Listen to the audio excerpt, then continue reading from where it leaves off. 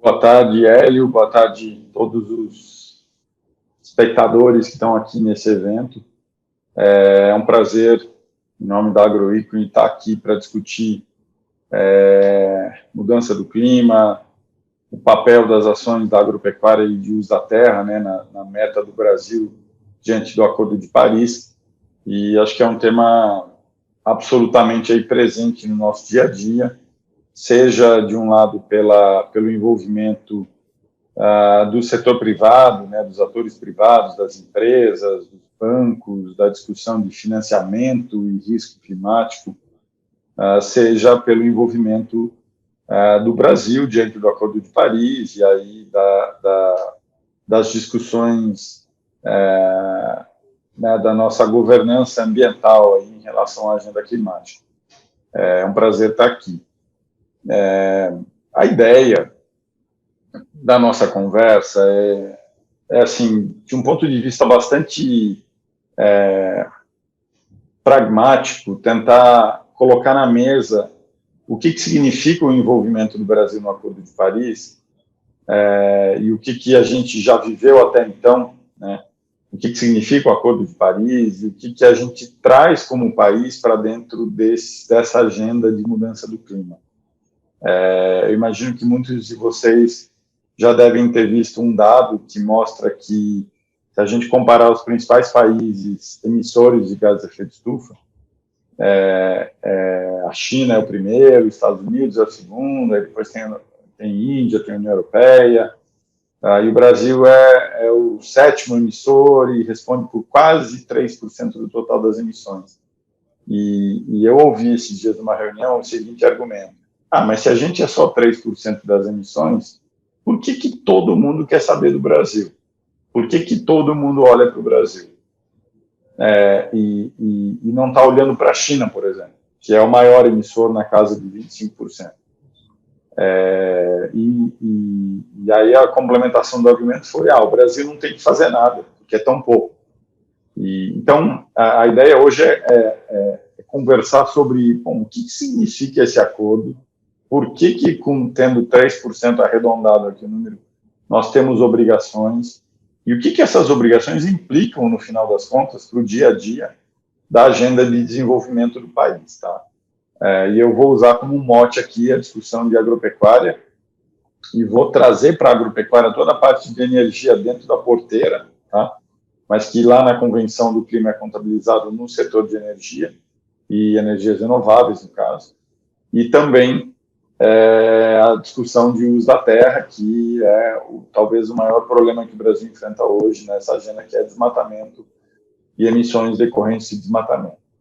Então, só como um contexto anterior, até a gente chegar no Acordo de Paris, é super importante mencionar que a Convenção Quadro das Nações Unidas sobre Mudança do Clima, a sigla UNFCCC em inglês, ela foi criada, ela foi aprovada na Rio 92, em 92, no Rio de Janeiro, e é uma das grandes convenções internacionais, os tratados multilaterais ambientais, que criam regras para suas partes, os países que são parte, e no sentido de implementar os objetivos da convenção, que, no caso, é preponderantemente conter o aquecimento global ou evitar a concentração, o aumento da concentração de gases de efeito estufa na atmosfera e os efeitos decorrentes desse aquecimento global.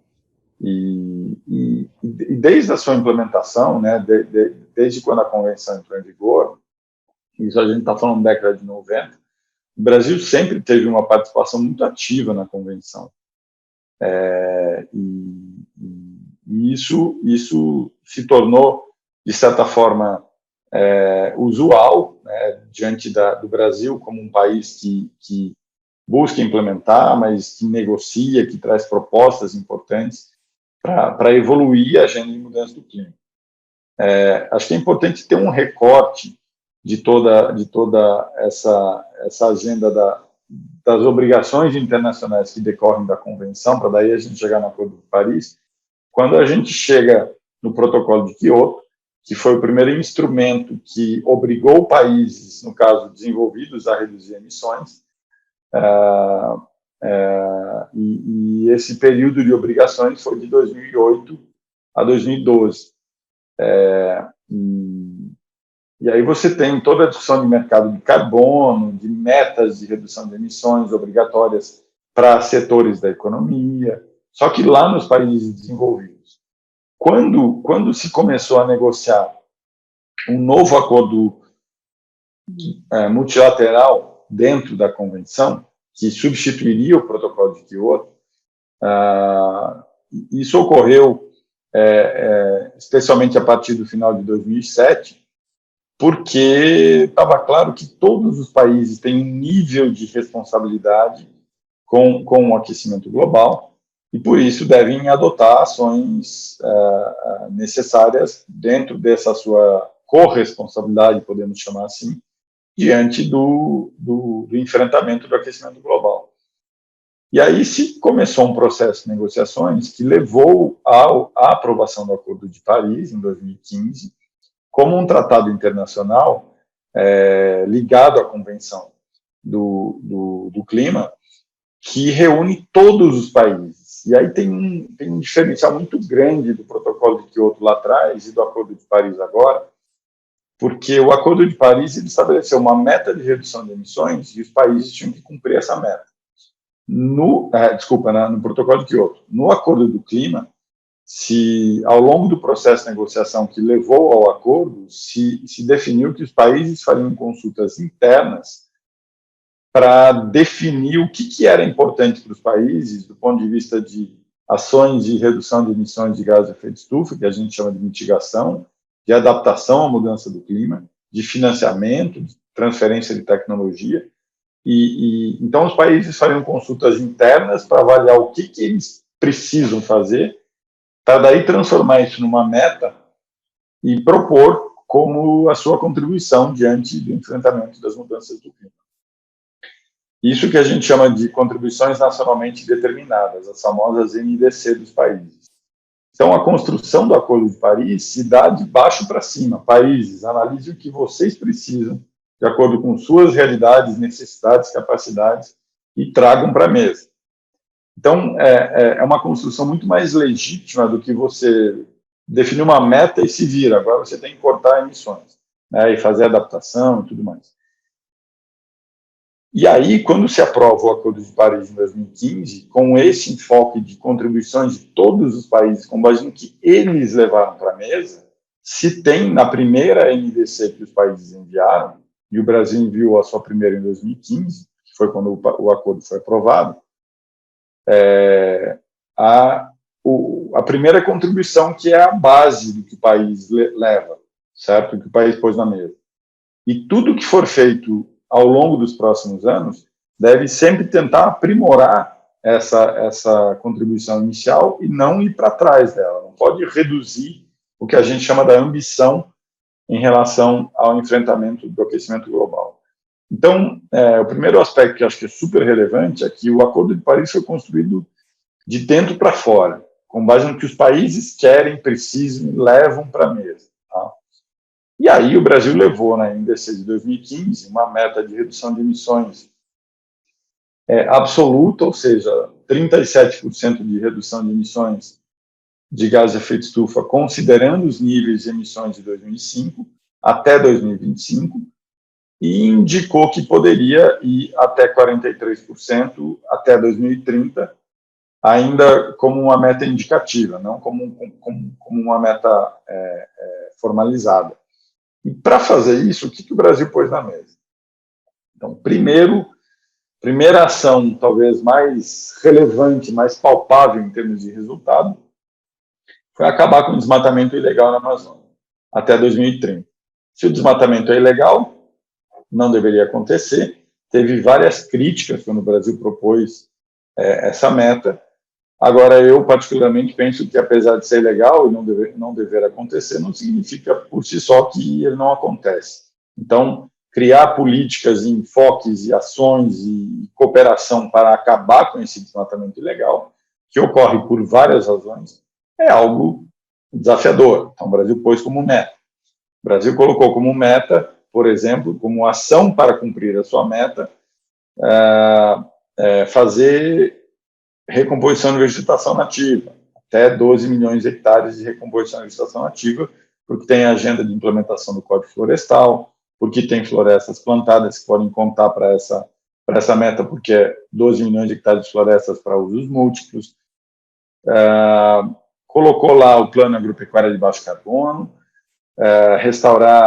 recompor 15 milhões de hectares de pastagem, adotar mais 5 milhões de hectares de integração lavoura-pecuária-floresta, que é um conjunto de práticas e tecnologias de integração entre agricultura e pecuária e, se possível, usar componente florestal, que é um aprimoramento dos sistemas produtivos, considerando o balanço de carbono como um grande ativo, mas acho que tem um lado socioeconômico enorme diante de tudo isso, de impactos positivos.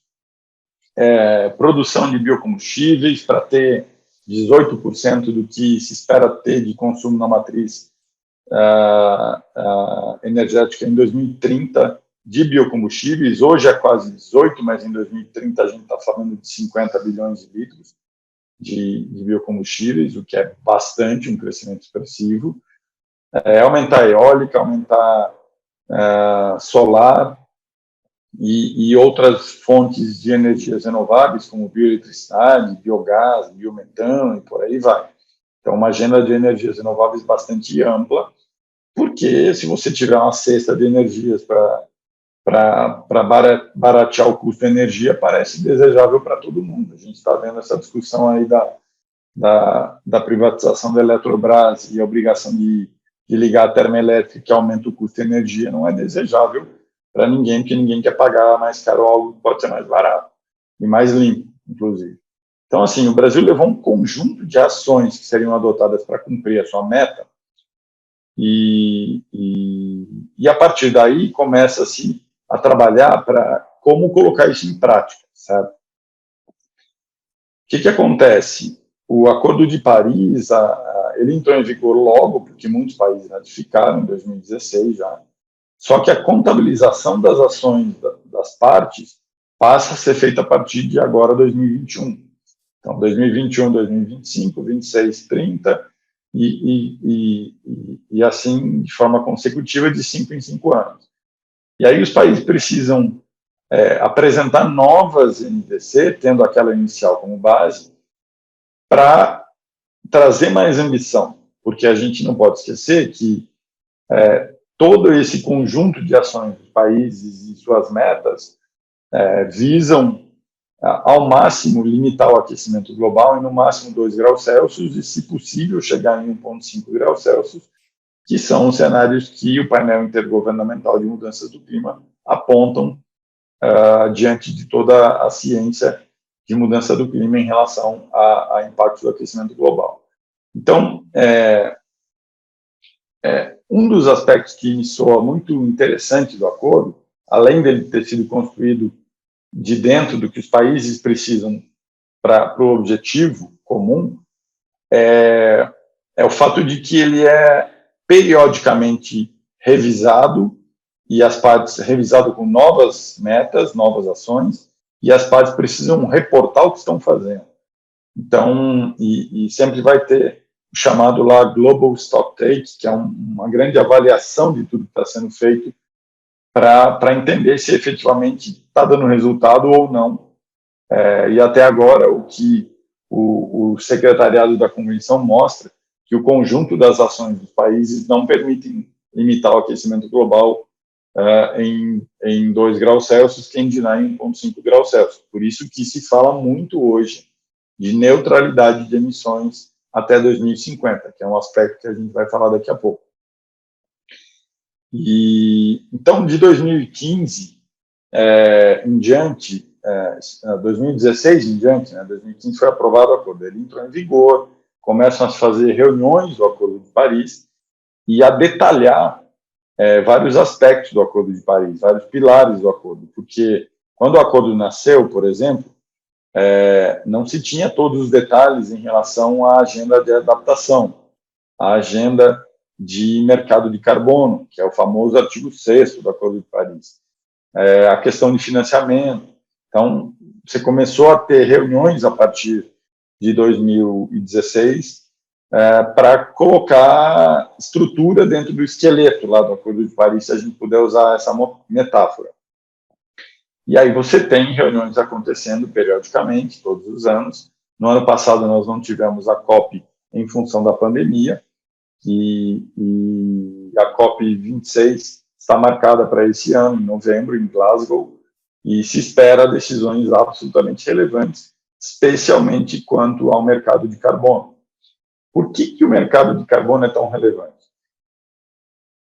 Porque dentro de toda a arquitetura que a gente pode chamar da Convenção do Clima e do Acordo de Paris, se você tem que reduzir emissões, você tem setores que são mais emissores e, por conta disso, eles devem reduzir emissões. Aí cada país tem que definir essa obrigação de reduzir internamente, certo? Nós não temos no Brasil uma obrigação de reduzir emissões setorialmente, onde eu vou lá no setor de cimento, que é um setor que emite, e vou obrigar ele a reduzir emissões, e se ele não conseguir reduzir por uma mudança tecnológica, ele vai ter que comprar créditos de carbono.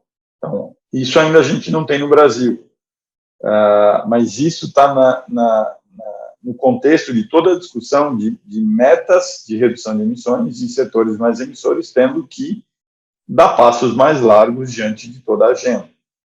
Então, e aí se viveu todo esse momento de negociações dentro do livro de regras do Acordo de Paris, que é como a gente chama as decisões dos vários temas de adaptação, de financiamento, de gênero, de uso da terra, de conservação de vegetação nativa, da agenda de REDD+, que é uma sigla famosa em toda a agenda climática, que é a redução de emissões por desmatamento e degradação, dentre outros aspectos. E aí, em 2020, era o ano que se esperava que os países já levassem sua segunda NDC. Como o Brasil tinha, em 2015, sinalizado que ele tinha uma meta indicativa de até 2030, o que o Brasil trouxe em 2020 foi, confirmo a meta de 43% até 2030, então agora ela passa a ser minha meta. Então isso foi um passo interessante, mas que se já tinha sinalizado lá atrás, certo? Só confirmou. E aí o Brasil falou, usou um argumento na sua NDC, que a meu ver é bastante interessante, mas a meu ver questionável da forma como ele foi trazido. Por quê? Interessante, e eu vou justificar o porquê. Porque o Brasil falou assim, eu topo buscar a neutralidade em carbono em 2060, que foi a data que a China indicou que ela vai ser neutra, desde que eu receba 10 bilhões de dólares por ano. Porque, pelo princípio das responsabilidades comuns, porém diferenciadas, eu tenho esse direito dentro da convenção. Então, veja, na NDC inicial, em 2015, o Brasil não condicionou o alcance da sua meta a recebimento de recursos de financiamento climático do Green Climate Fund, por exemplo. O Brasil não condicionou, ele falou que é incondicional, ou seja, eu vou adotar a produção de biocombustíveis, recomposição de vegetação nativa, vou cortar desmatamento ilegal, porque são ações que estão dentro das minhas políticas e eu entendo como um país que isso é relevante para o desenvolvimento do meu país. E aí, na outra NDC, que teoricamente é para aprimorar a primeira, você simplesmente confirma a meta que tinha sinalizado e fala que quer 10 bilhões de dólares por ano. Eu acho que isso foi um erro do ponto de vista de como foi apresentado, porque dentro da Convenção do Clima, dentro de toda a agenda multilateral de mudança do clima e do recebimento de recursos de financiamento climático, que existe e é palpável e é bastante considerável, globalmente falando, e o Brasil usufruiu bastante disso em anos anteriores em relação a desmatamento com o Fundo Amazônia, você precisa ter políticas que existem e funcionam diante da agenda, certo? E pleitear receber 10% do que o Green Climate Fund teria por ano, só para o Brasil, me parece um passo bastante ousado para um país diante da arquitetura multilateral como um todo. Mas foi o que foi colocado na meta. E um outro aspecto também que é bastante discutível de como ela foi trazida é que o 43% de redução de emissões em relação ao ano 2005 até 2030, quando foi trazido em 2020, ele considerou o inventário, o terceiro inventário que tinha sido efetivamente enviado para a convenção. E lá atrás, em 2015, era a primeira versão dele. E aí você tem uma mudança do total de emissões que o Brasil tinha na primeira versão do inventário e depois na versão final, o que, em tese, daria um colchão aí de emissões de 400 milhões de toneladas de CO2 para o Brasil, o que, na prática, reduziria a sua meta, se a gente for considerar a NDC de 2015 como o marco zero, sua linha de base. Tá? E aí tem uma discussão jurídica por trás disso, porque todos os países aprimoram seus inventários, e se você for mudar o inventário, dependendo da mudança que você faça, o que é corriqueiro você ter aprimoramento do inventário, acontece que se a mudança que você faz vai permitir você emitir mais, significa que você está reduzindo a meta. O artigo 4.3 lá do Acordo de Paris, salvo engano, proíbe isso. Você tem que sempre ir acima e não vir abaixo. Então, isso é uma discussão que o Brasil acabou causando aí com a sua NDC confirmada em 2020 e que, no final das contas, perpassa aí outros países também por conta de atualização de inventários. Tá? E aí, do ano passado para frente, e aí eu já vou entrar na discussão setorial aí para a gente debater. Do ano passado para frente, com toda a agenda climática e o aumento de desmatamento e a não recomposição, não reativação do Fundo Amazônia, e tem dinheiro parado lá para ser usado e não pode ser usado, e aí o Brasil pede dinheiro e fala de 10 bi, depois fala para o Biden que quer pelo menos 1 bilhão para começar.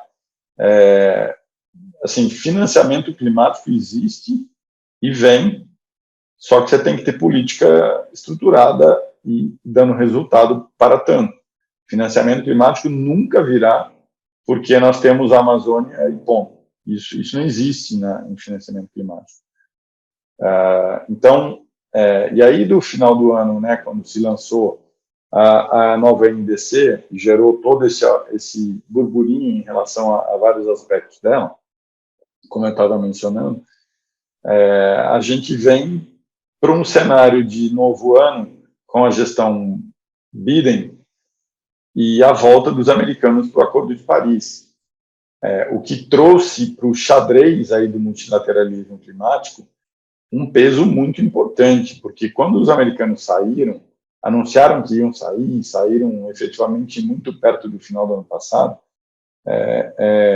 pelo prazo temporal lá que tinha para contar da data que anunciou que ia sair, a China tomou a liderança. E agora, com a volta dos Estados Unidos, você, de certa forma, reforça o multilateralismo climático e deixa o Brasil numa posição um pouco isolada em relação para onde vamos, para onde a agenda climática vai e o que nós estamos como país defendendo e colocando na mesa. Eu entendo que o argumento de que nós temos direito de receber é absolutamente válido e se assenta no princípio das responsabilidades comuns, porém diferenciadas. Só que o receber financiamento climático exige certas ações e a gente precisa colocar isso na mesa para poder começar a receber recursos. Então, acho que tem que dosar esse argumento, lapidar esse argumento muito bem, porque financiamento externo não vem gratuitamente. E aí a gente vem com o anúncio da volta dos Estados Unidos para o convite para a cúpula de líderes para o clima, sobre o clima, que foi realizada no final de abril, em Washington, com 40 líderes participando da cúpula, que foi virtual, basicamente, mas você tinha desde o Putin ao Bolsonaro, a Angela Merkel e 40 líderes super relevantes aí da agenda multilateral e da agenda multilateral climática. E nesse encontro, o presidente brasileiro anunciou que a neutralidade em emissões do Brasil foi antecipada para 2050. E, de novo, confirmou a meta de 43% de reduções até 2030 e disse de forma bastante enfática que o Brasil vai acabar com o desmatamento ilegal até 2030, que é algo que se espera do Brasil há muito tempo, porque desmatamento ilegal é ilegal, não deveria acontecer, a despeito de todos os desafios para fazer isso acontecer. E aí eu acho que é super importante perguntar e pensar o que isso significa para o Brasil, o que isso implica para o Brasil a partir do momento de um anúncio dessa natureza. Porque, assim, a nossa meta climática, como eu mencionei lá atrás, ela é uma meta absoluta de redução de emissões, né? Hoje 43% até 2030. Tem um projeto de lei da senadora Cátia Abreu para antecipar essa meta para 2025. Eu penso que isso é factível, só que precisa estruturar um plano de ação para tanto, e já entro mais em detalhes sobre isso. E porque a nossa meta trata da economia como um todo, de todos os setores da economia. Então, é a famosa expressão economy-wise. E quando a gente fala de neutralidade, de novo, como um background jurídico, eu não consigo não olhar para as obrigações que o Tratado Acordo de Paris nos impõe, prevendo que a sua NDC número 1 é a base, você tem que aprimorar e você tem que colocar na mesa as ações que você vai fazer, as suas políticas, o seu plano de ação, se a gente puder chamar dessa forma, para alcançar a sua meta. Não basta dizer, eu tenho uma meta de tal e passo 5 anos e não falo nada. Isso não está escrito no Acordo de Paris, o contrário está. Então, as partes do acordo têm a obrigação de colocar na mesa o que elas vão fazer para alcançar a sua meta.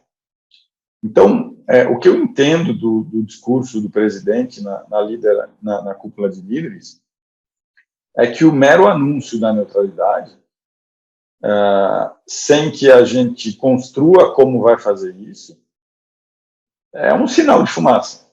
E isso é muito ruim para o Brasil diante da agenda, porque a gente está vendo que tem um monte de coisa acontecendo. Eu, particularmente, não me sinto nem um pouco confortável de chegar na COP26 em Glasgow em novembro, só com o discurso embaixo do braço. Porque não é isso que o acordo prevê.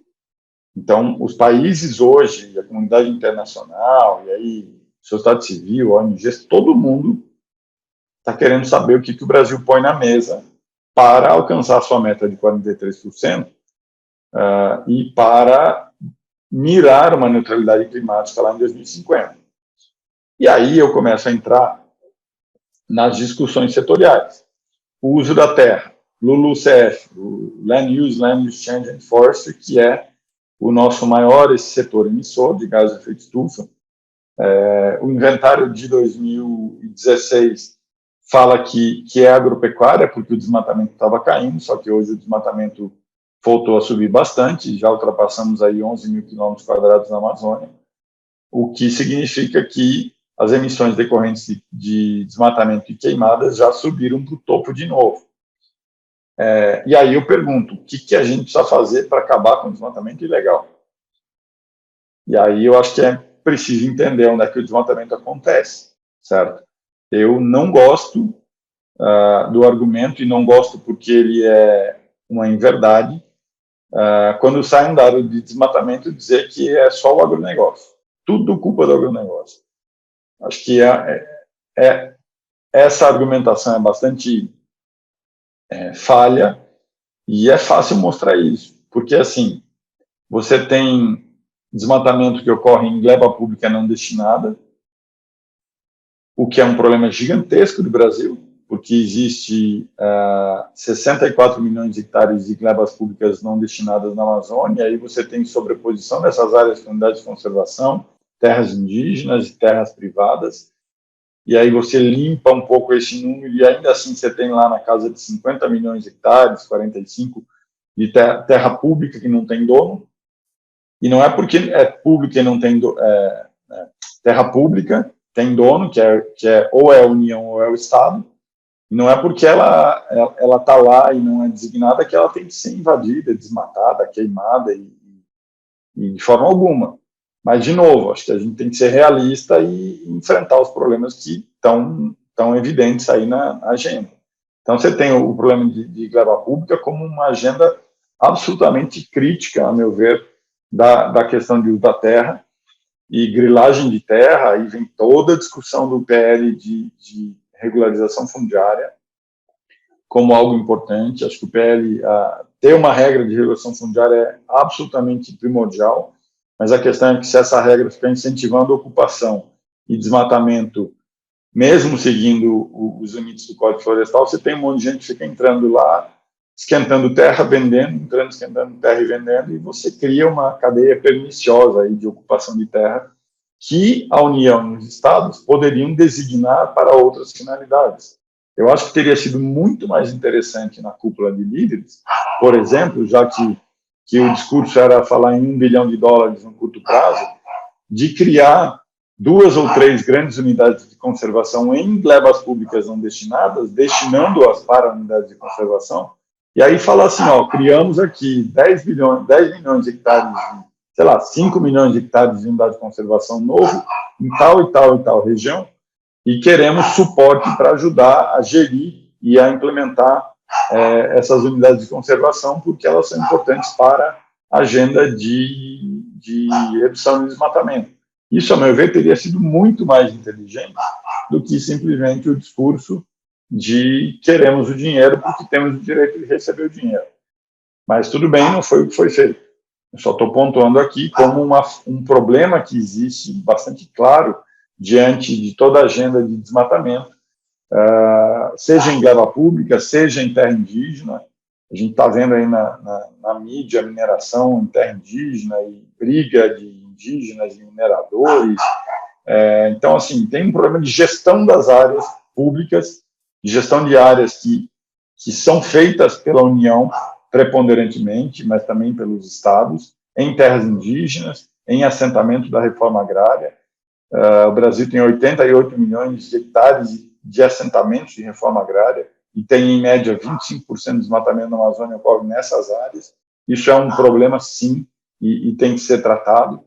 E a mesma forma de tratar esse problema não é a mesma forma de tratar o minerador, e não é a mesma forma de tratar o agricultor, que pode estar desmatando ilegalmente ou legalmente. Então, é um problema multifacetado que requer uma atuação, a meu ver, muito forte do Estado brasileiro, e não é de um ministério, porque o Ministério do Ambiente tem certas atribuições. Você tem o Ministério da Defesa, você tem o Ministério do Desenvolvimento Regional, você tem o Ministério da Agricultura, você tem o Serviço Florestal Brasileiro, você tem IBAMA, você tem INCRA, que é um órgão que sempre tem um recurso muito aquém do que deveria ter para poder dar conta de uma agenda de regularidade fundiária que se conecta com toda a discussão de controle e gestão do uso da terra e de desmatamento ilegal.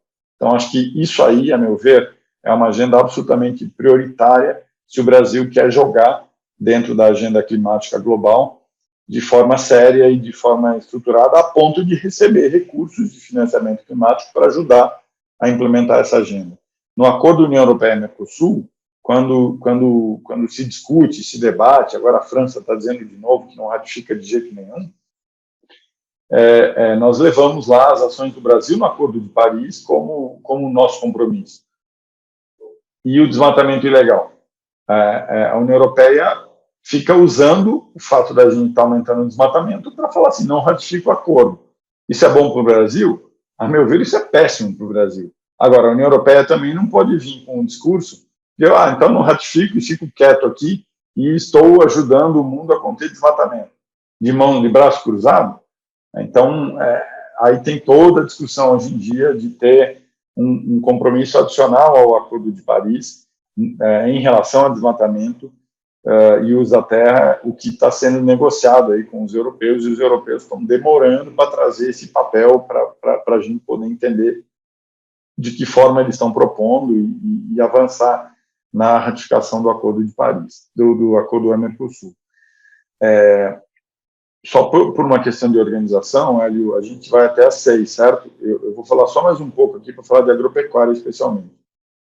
E aí tem um tempo de debate, né? Acho que você pode falar mais aí uns 5, 6 minutos para a gente ter aí pelo menos uns 15, 20 minutos para... Perfeito. Obrigado. Então, assim, aí vem toda a discussão. Bom, se a gente sair de desmatamento, de uso da terra, para onde é que a gente vai? Quais são outras ações? Além de toda a questão de energias renováveis que eu mencionei lá no começo, eu gostaria de destacar a agropecuária, porque o Brasil falou da agropecuária de baixa emissão de carbono, e talvez, se tem uma agenda que está fluindo dentro do governo, dentro do Ministério da Agricultura mais especificamente, é a construção do Plano Agropecuário de Baixo Carbono, segunda fase, 2021-2030, que agora se chama ABC+. A ministra Tereza Cristina já lançou as linhas gerais do ABC+, como a estratégia que o Ministério da Agricultura vai levar para a COP26 em Glasgow. E aí vem, para mim, o bonito de toda a discussão climática, que é assim, fazer a integração lavoura-pecuária-floresta, recuperar a pastagem degradada, colocar a fotovoltaica em cima dos barracões de produção de frango, por exemplo, promover irrigação, levar tecnologia, trazer o pequeno agricultor, o agricultor familiar para dentro dessa política, conectar isso a financiamento privado, com todo o universo de discussão ASG, ambiental, social e governança, e rotular isso como critério verde, porque a política de agropecuária de baixo carbono entende que isso traz ativos ambientais para dentro da produção. Isso tudo precisa ser feito pelo Brasil por conta da meta no Acordo de Paris? De forma alguma, isso precisa ser feito, porque sem fazer isso, a gente não desenvolve o setor, os diversos setores da agropecuária brasileira. Sem inovação, sem tecnologia, você vai ficando para trás, você reduz produtividade, você não melhora manejo, você não diversifica, você fica para trás do ponto de vista de evolução socioeconômica. A questão do envolvimento na agenda climática é natural a partir do momento que você tem um acordo de Paris que trata de ações de vários setores e você tem agropecuária. Então, eu acho que o fato do Ministério da Agricultura estar revisando o Plano ABC, e a gente está atuando nisso, e debatendo isso, e começando a desenhar proposta sobre aonde podemos ir aí com essa agropecuária de baixa emissão de carbono, é estratégico para o Brasil, é estratégico para a agropecuária brasileira. E eu tendo a crer, pelo que eu estou entendendo até agora do governo, que nós vamos chegar na COP26 com a ABC+, na mão. Mas eu não estou vendo outras coisas. E isso preocupa do ponto de vista da obrigação que a gente tem no Acordo de Paris, fazendo a leitura bem jurídica. Tá? Então, acho que falta ter uma abertura mais ampla aí com o setor privado, com a sociedade civil, para construir o que o Brasil vai pôr na mesa. Porque essa política, a despeito de questões de governos, é uma política de Estado, do envolvimento do Brasil na agenda internacional.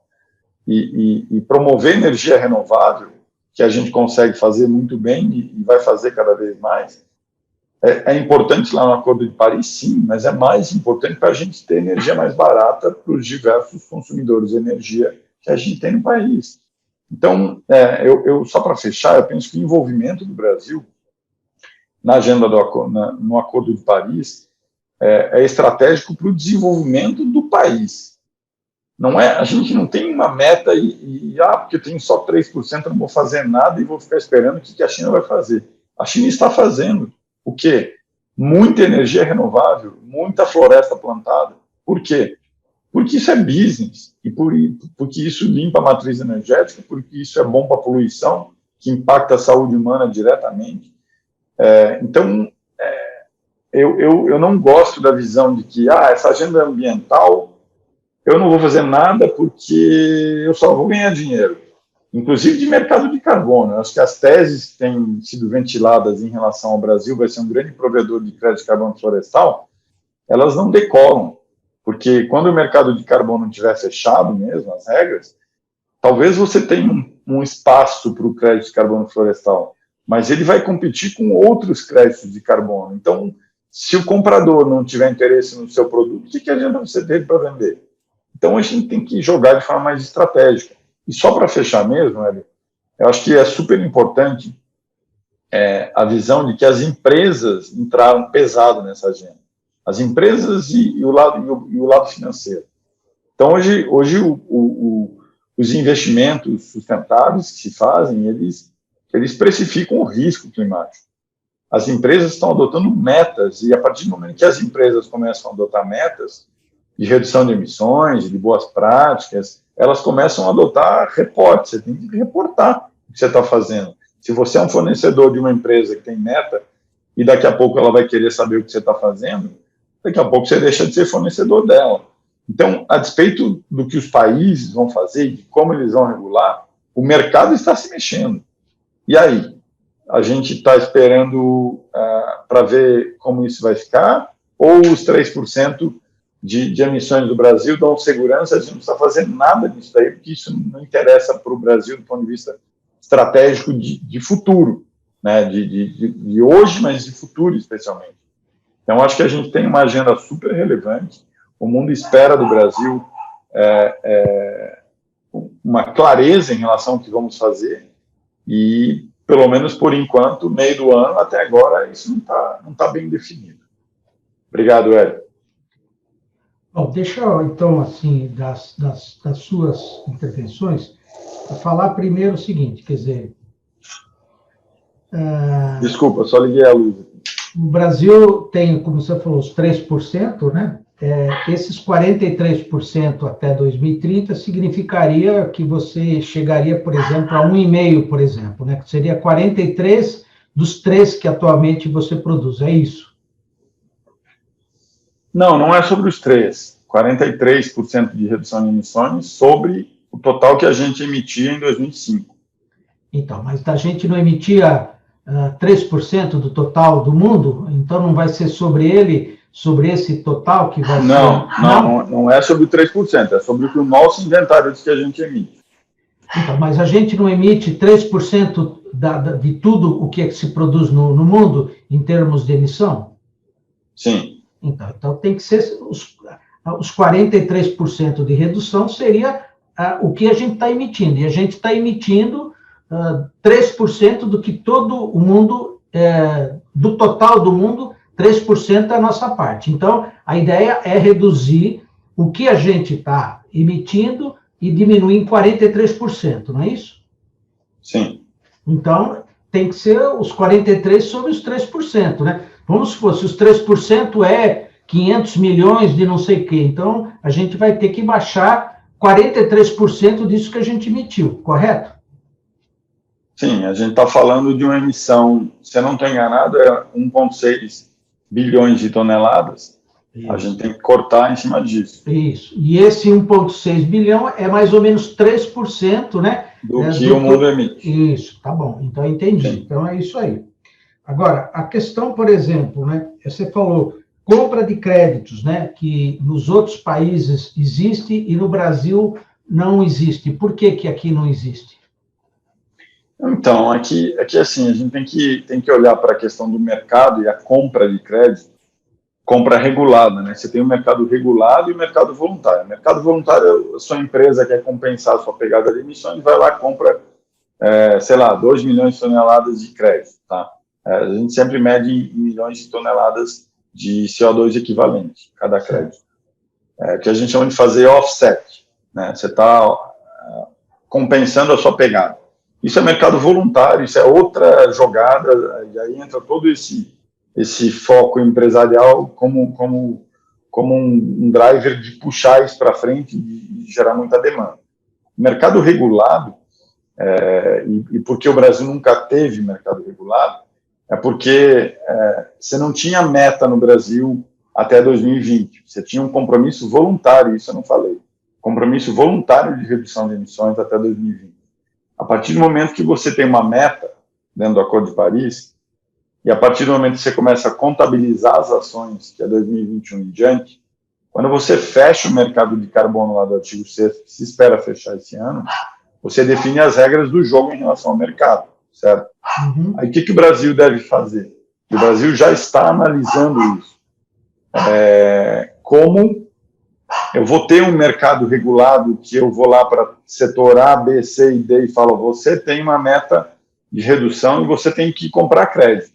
Se você não reduzir, você tem que comprar crédito. Ou eu te dou direito de emissão, se você passar desse total, você tem que comprar crédito. O Brasil não fez isso ainda. Lá atrás, porque não tinha uma obrigação, e agora porque a gente está nesse momento de definir o mercado e de definir como o Brasil vai criar um mercado.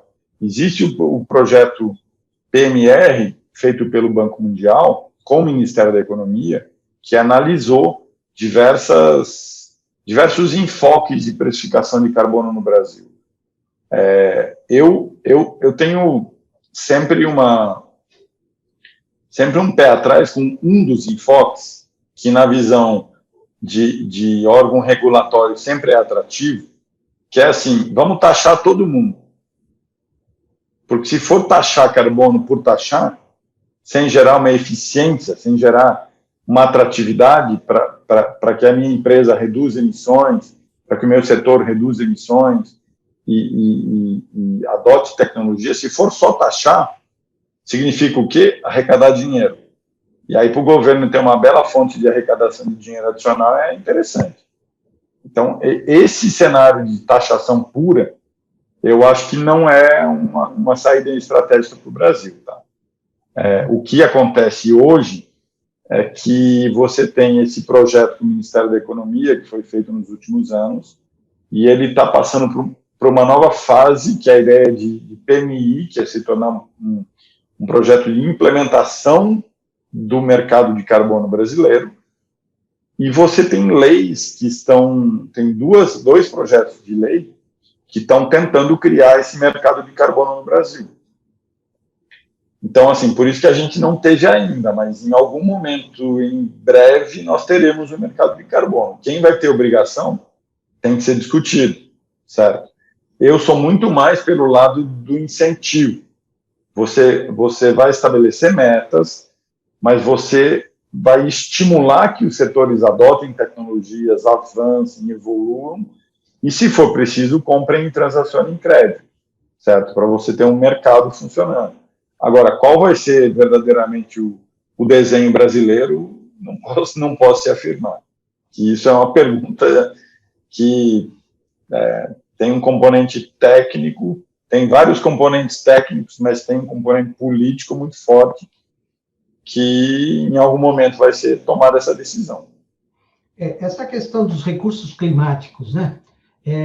Esses são recursos a fundo perdido ou é financiamento?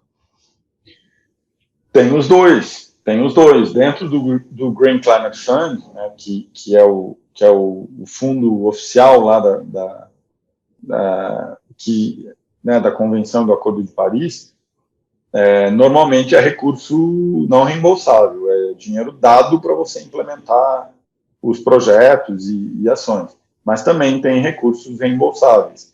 E aí vem, além do Green Climate Fund, toda a discussão de Banco Mundial, BID e outros bancos multilaterais e fundos de investimento, aí com dinheiro emprestado, mas com um carimbo de mudança do clima. E aí você tem toda a atratividade. Você tem, por exemplo, a Rede de Integração Lavoura, Pecuária e Floresta, a Rede LPF, ela captou um recurso, que a rede é Embrapa, John Deere, Bradesco e outras empresas, público-privado, para a promoção da ILPF no Brasil, que está lá dentro da agropecuária de baixa emissão de carbono como um grande ativo que a gente traz para a mesa. Ela captou um fundo externo para financiar a adoção de ILPF no Brasil. Por quê? Porque se eu fizer ILPF, eu estou produzindo de forma muito mais eficiente e sustentável, comparativamente a quem não produz. Se eu produzir carne num sistema ILPF, eu sou muito mais sustentável, inclusive em termos de emissões, do que eu que estou produzindo lá com baixa tecnologia, levando 5 anos para bater um animal. Então, todo o lado de financiamento, a meu ver, é algo que pode crescer muito, e o Brasil tem que saber explorar isso. Outra coisa são recursos que o Estado, digo, União e Estados vão captar para implementar suas políticas. Isso é factível de ser feito.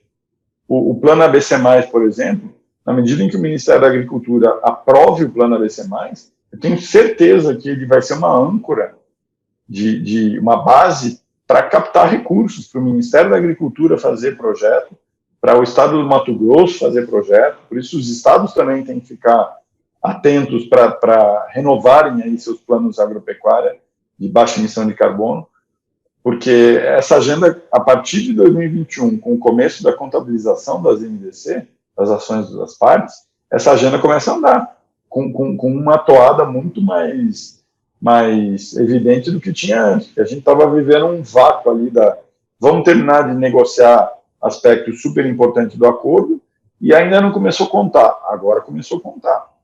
Então, acho que isso dá uma catalisada em toda a agenda. Existe também, você falou algumas siglas, a NDC e essa outra L, alguma coisa que você citou, qual que é o significado, o que ela é mesmo? A NDC é a contribuição nacionalmente determinada que o país fez. Foi o nome que se deu para essas análises que os países fariam diante dos seus setores sobre o que eles trariam para a mesa, né, no Acordo de Paris. Só que lá atrás, em 2015, se chamava INDC, porque eram as contribuições nacionalmente pretendidas que os países pretendiam fazer, era intended.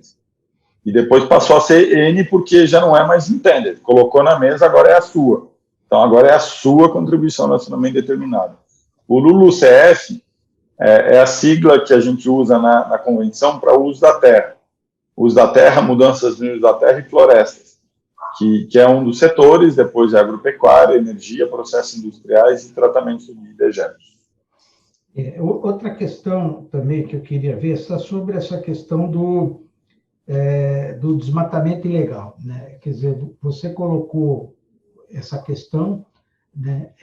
Essa responsabilidade, como você falou, né?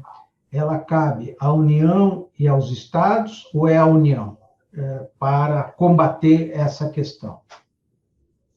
A União e os estados. Seguramente você tem uma competência compartilhada. Se a gente pegar, por exemplo, a área gleba pública não destinada em áreas estaduais, que, salvo engano, são 34 milhões de hectares na Amazônia, se não estou enganado. Então, você imagina 34 milhões de hectares de áreas estaduais, que não é uma área privada, que não é uma unidade de conservação, que não é uma terra indígena, que não é uma área militar, que é uma área pública que está lá esperando algum dia o Estado querer fazer alguma coisa com ela. Assim, o Brasil é grande, é complexo, tudo bem, mas isso não é uma excusa para simplesmente não fazer nada, certo?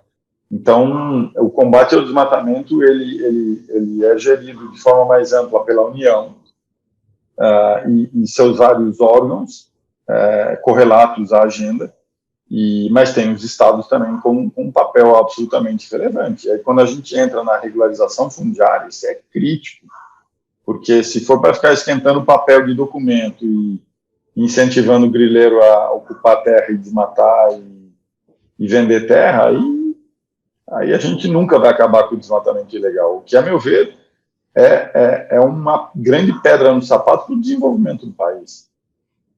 Sobre ainda os 3% que a gente tem atualmente de contribuição de emissão a nível mundial. Desses 3%, quanto é devido aos diferentes atores, por exemplo, desmatamento, a questão da agropecuária? Existe algum tipo de dado, assim, de como isso está dividido? Sim. Quando a gente pega o inventário, o quarto inventário que o Brasil levou para a convenção, Então, isso é curioso também, porque o Brasil poderia ter usado 4 inventários já para sua NDC, mas ele preferiu usar o terceiro. Aí ele mandou o 4 para a convenção esse ano, não, no final do ano passado, se não estou enganado. E aí lá aparece agropecuária é o mais emissor, energia e uso da terra, depois processo industrial e tratamento energético.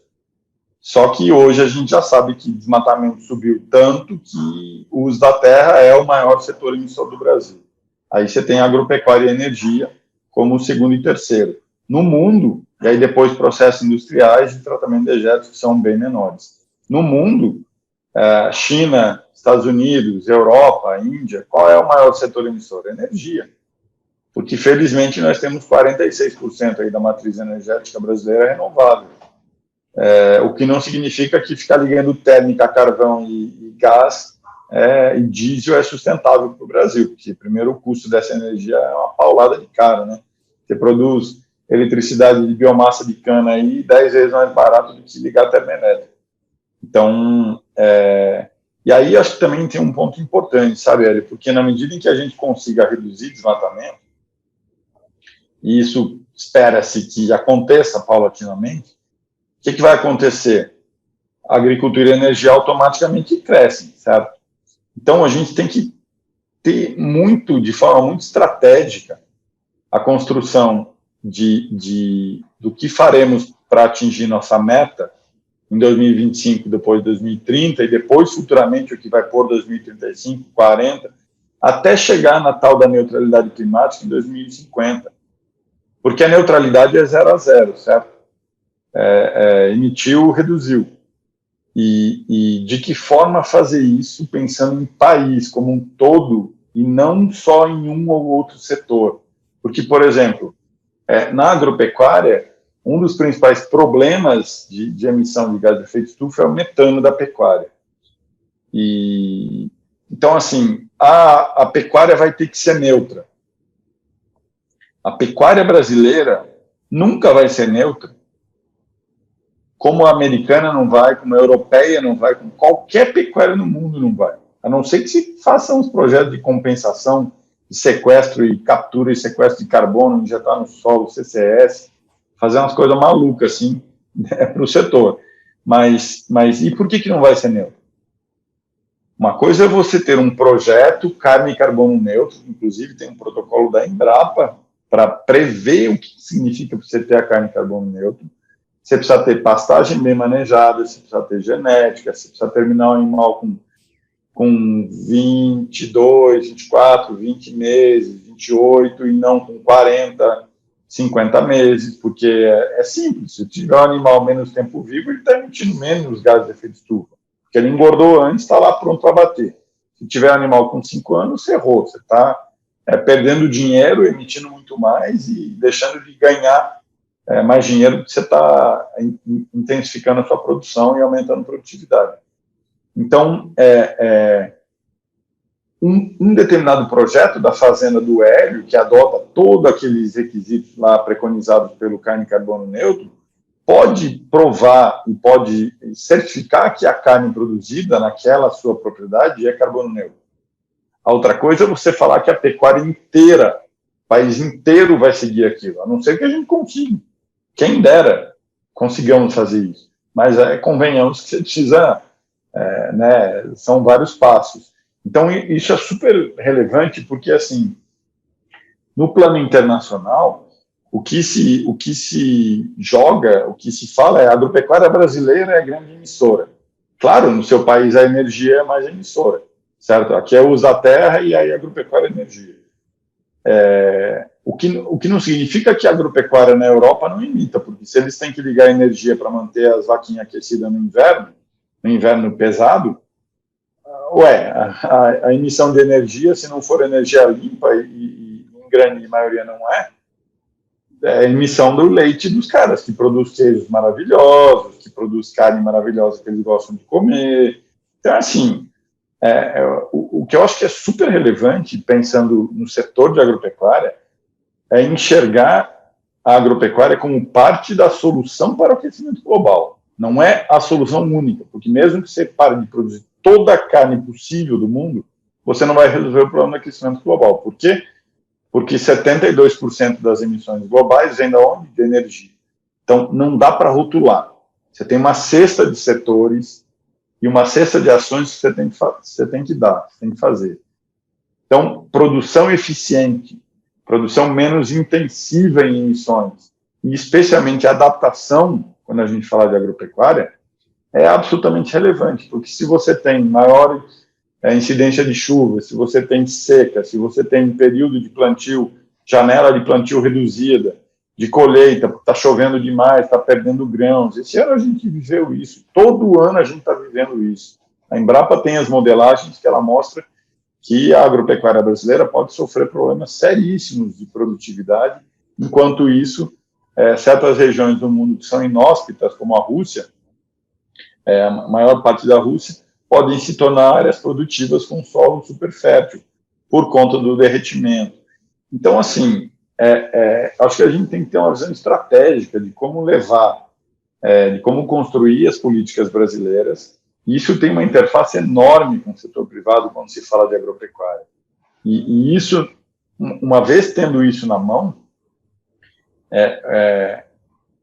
a gente joga nos diversos cenários, no acordo União Europeia-Mercosul, na discussão do Fórum na Cúpula de Sistemas Alimentares da ONU, na Convenção de Biodiversidade, quando se fala de uso sustentável de biodiversidade, e na Convenção do Clima, com um ativo enorme, que é tangibilizar o que significa produção mais eficiente, maior produtividade, melhor manejo, intensidade de emissões reduzida e adaptação, que é o mantra da discussão global de agropecuária hoje no cenário internacional. Há anos atrás era só mitigação, só reduzir emissões.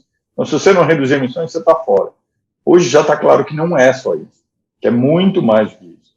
E acho que a gente está começando, finalmente, com o ABC+, e toda a visão estratégica que o Ministério está fazendo em relação a isso, colocar na mesa um enfoque totalmente alinhado com a discussão global que a própria FAO traz.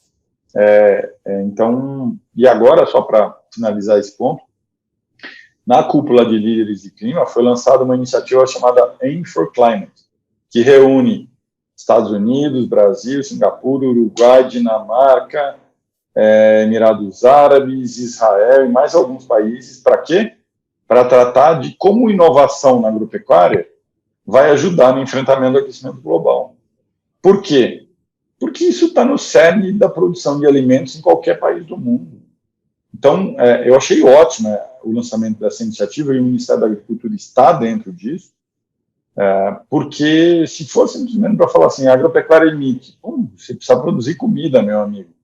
A questão é de que forma você produz, o quanto você emite, e não simplesmente taxar que agora para de comer carne, agora para de produzir soja, porque tem argumentos muito curiosos assim, diante de toda a agenda, e que tudo bem, são válidos, mas acho que a gente precisa olhar para toda essa discussão, especialmente com uma visão de que país queremos construir para o futuro, tendo uma agenda climática como algo que está aí, e não tem como fingir que não está aí, porque a partir do momento que o braço de finanças global, que todo o lado financeiro começou a precificar risco climático, você tem quem investe falando que eu quero ir por aqui. Você pode querer ir pelo outro lado, mas você precisa de recursos, né? Os setores precisam de recursos para trabalhar. Então, acho que a agenda é absolutamente relevante para o desenvolvimento do Brasil. Bom, o importante é que, pelo que eu entendi, essa recente adesão do Brasil ao acordo e com os compromissos me parece ser uma coisa extremamente positiva, porque até então acharam que o Brasil se colocava muito na imprensa, né, que a gente não queria tomar nenhuma iniciativa com relação a isso. Pelo que eu entendi, a partir dessa reunião que ocorreu, o Brasil explicitamente se colocou e assumiu compromisso, correto? Então, o Brasil já assumiu o compromisso lá em 2015, certo, com a sua NDC. O que está faltando agora é colocar na mesa o que nós vamos fazer para cumprir nossa meta. Se a gente chegar na COP26 só com o discurso que o presidente fez na cúpula de líderes, nós vamos passar a maior vergonha do mundo. Porque o Acordo de Paris prevê, no artigo 4º 3, se não estou enganado, 4.5, que você tem que dizer como você vai cumprir sua meta. Não é só, tem uma meta X, ponto. Fico 5 anos sem fazer nada. Não é assim. Então, assim, por definição legal do acordo, não é porque eu estou dizendo, estou lendo o acordo, você precisa colocar um plano na mesa. E eu tenho clareza que todo mundo espera isso do Brasil na COP26, em novembro. E eu até agora, e eu trabalho com isso, eu até agora não vi nada além do plano da revisão do ABC, que a ministra Tereza já anunciou, e do RenovaBio, que é a política de biocombustíveis. Mas eu também não estou vendo o RenovaBio ser usado de forma estratégica diante da agenda na parte de energia, muito embora já seja uma política que foi criada, foi a única política criada desde que o Brasil levou a NDC, a única política, porque o plano ABC já existia e terminava em 2020, agora está em revisão, que foi criada, que é a política de biocombustível. Então, está faltando colocar recheio aí na nossa massa. Porque... E isso cabe a quem fazer? Isso aí é de algum ministério? É de uma coisa que envolve vários atores dentro do governo? São vários. Mas o Ministério do Meio Ambiente tinha que liderar isso. E, pelo menos, num primeiro momento, não está fazendo assim. Beleza. Bom, Rodrigo, olha, foi muito bom. Eu acho que eu, pelo menos, aprendi muito, né? Eu espero que todos que forem depois assistir o vídeo que está sendo gerado possa esclarecer muitas questões, que eu tinha muitas dúvidas também sobre tudo que está acontecendo. Eu acho que a gente tem agora muito mais elementos para poder discutir isso e entender o que a gente tem que fazer, e também o nosso grupo, que é um grupo que reúne quase 400 pesquisadores, né? A gente pode, naturalmente, dentro do grupo também criar algumas ações, algumas iniciativas que procurem, como você falou, né, pressionar os órgãos aí que têm a responsabilidade de fazer, de dar essas metas, como você falou, e como fazer, né? Porque é isso aí. Ele assumiu o compromisso, olha, de 43%, assumiu isso, mas agora como que você vai, então, cumprir o que você se prometeu? E aí é o que você falou, é o recheio que está faltando e que a gente tem um prazo curto, né? Porque novembro está aí, né? Não tem muito tempo, não, né? Exato, Hélio. E assim, como mensagem final, o que eu gostaria de deixar é que colocar esse plano de ação na mesa é estratégico para o desenvolvimento do país. Não é que tem que levar um plano, agora tem a obrigação de levar um plano lá, aquele acordo está falando isso. Sim, o acordo está falando, e tem que levar. Mas, assim, tudo que a gente vai fazer, se a gente aumentar a eólica e solar no Brasil, é algo ruim?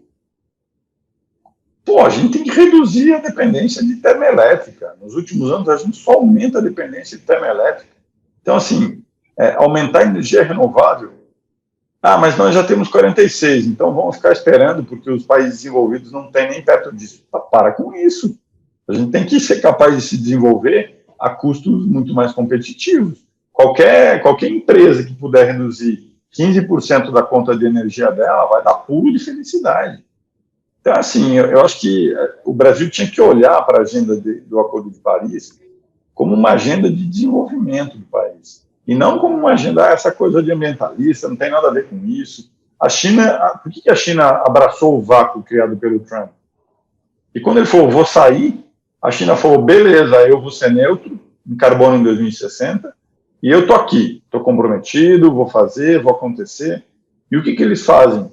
Dinheiro, porque eles geram business, eles geram tecnologia, e o problema deles é a energia.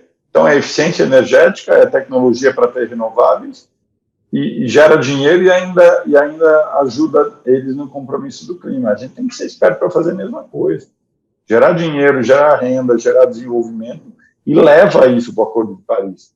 Porque, no final, se a gente for olhar para todo o racional da construção do Acordo de Paris, baseado nas contribuições que cada país queria pôr na mesa, é exatamente isso, é o conceito. Olha para dentro e vê o que você precisa dentro de energia, Por quê? Todo mundo quer ficar, está todo mundo perfeito, sem problema nenhum. Eu prefiro ter uma cesta de energia e poder escolher qual eu quero. Que certamente eu vou escolher a mais custo eficiente e acessível, sabe? Eu acho que hoje todo mundo, se pudesse gastar menos com energia, ia adorar, mas a gente não tem essa disponibilidade hoje. Alguns têm, mas aí seus projetinhos pequenos, tudo mais. Mas e no futuro? Onde é que a gente quer ir? Então, acho que a agenda do Acordo de Paris é uma agenda de desenvolvimento do país. Não é uma agenda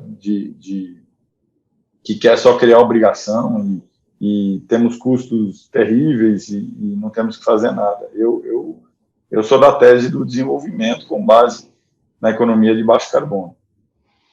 Beleza. Bom, Rodrigo, obrigado mais uma vez pela sua participação, pela sua brilhante exposição. Eu acho que realmente a gente tem aí um bom caminho aí, o nosso grupo em particular, para trilhar, para tentar criar propostas dentro disso tudo que você falou, né?